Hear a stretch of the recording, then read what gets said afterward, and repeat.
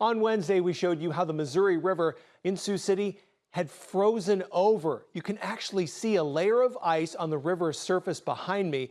It all came to a complete stop.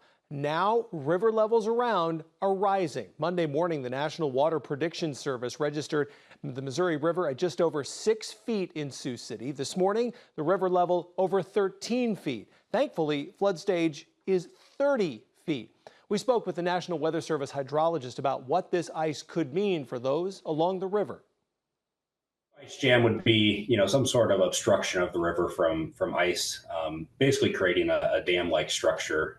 Large chunks of ice, completely obstructing the flow of water through the river. Whereas this is just a large section of the river, basically from just north of Omaha to near Ponca, Nebraska, now that has frozen up.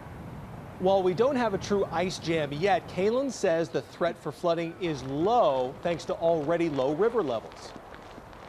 Yeah, right now the concern for any flooding is pretty low just because the river level is so low. So for instance, at Sioux City, we have, almost 20 feet until we hit flood stage. So that's quite a bit of what we call freeboard or extra space before we would see flooding.